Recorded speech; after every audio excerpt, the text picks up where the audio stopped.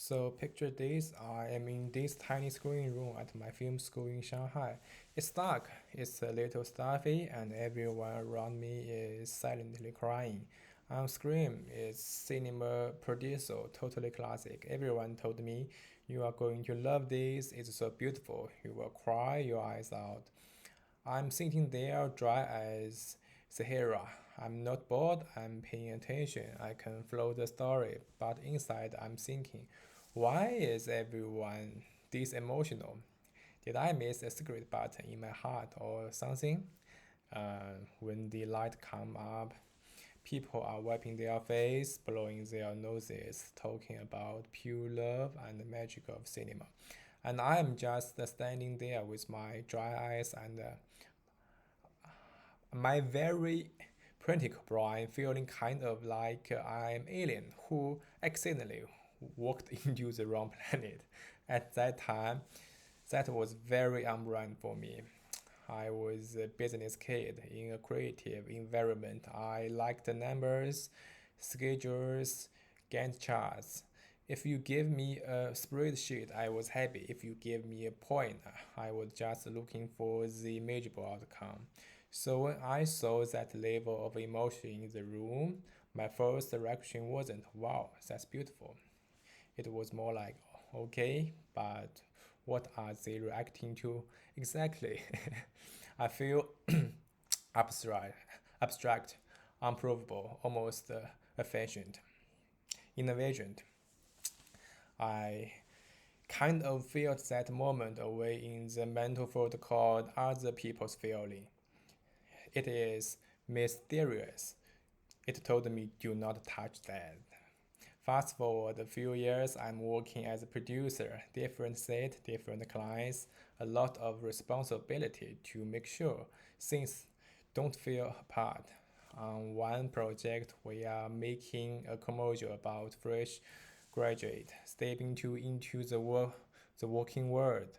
We interview real young people about their fears, their dreams, that feeling of I have no idea what I am doing, but I have to pretend I do. Very relatable. So there is one night, pretty late, I'm in edit room reviewing a rough cut. I'm half in producer mode, checking if we are on brand, if the pacing works, if we can afford that extra VFX shot. Very logical, very standard.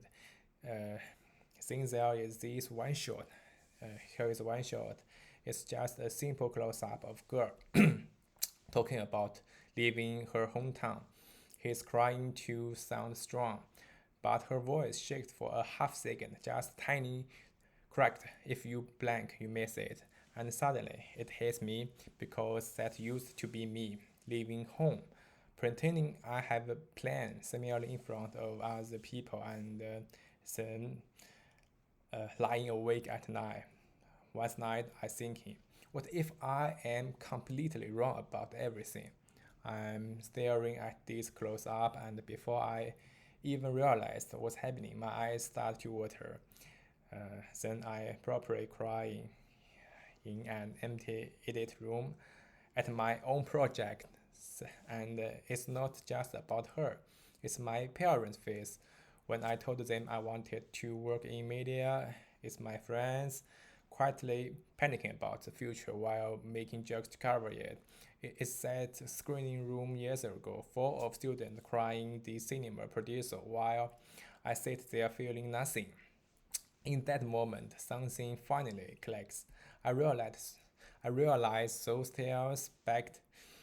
They weren't overreacting. They were data, emotional data, proof that people were seeing themselves on screen the same way I was seeing myself in this commercial.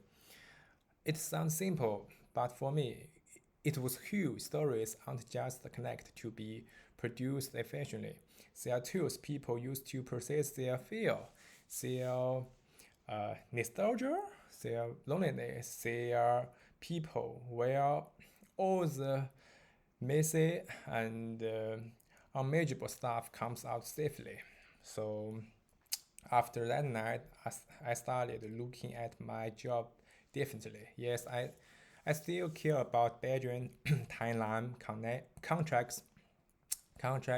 I'm never going to stop being that practical person. But now, when I am on set, I pay more attention to the small human moment, a cinema assistant quiet, just in something, so the actor looks better. A junior editor staying late because a card is like that editor say didn't feel honest yet. A client suddenly sharing a personal story that explains a note they gave. So I started to see that everyone is carrying their own vision of it's like terribly voice in the close up. So and then almost like a joke, the universe was playing on me. I rewatched the cinema producer. Same movie, same scenes, same music, completely different experience. This time, when the old projectionist appears, when the boy grows up and realizes what he's lost, when that final reels of kisses plays, I get it. I feel the years in those images. I feel that acres for a place you can't really go back to, but you carry inside and carry inside you anyway. And yes, this time I cried, but because the film had changed, but because I had. So that whole journey from being the dry ice kid in the screening room to the producer crying the idiot suite, it gives me a different kind of wisdom, I guess.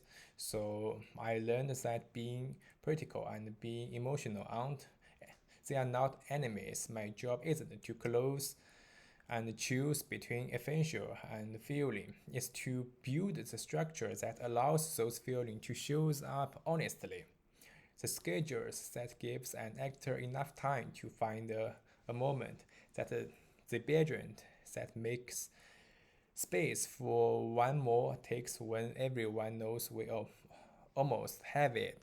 The environment where a young person can tell the truth on camera without performing a fake version of themselves. So it also made me a less judgmental. So now when I see someone crying in a theater, I don't think, wow, it's dramatic. I think, okay, something in this story just touched a very, very real part of their life. It's precious. So if I had to sum up the transformation in one sentence, it would be this. I stopped treating emotions as a problem to control and started treating them as the whole reason we tell stories in the first place. And for me, as a producer, that changed me everything. It changed me. Thanks.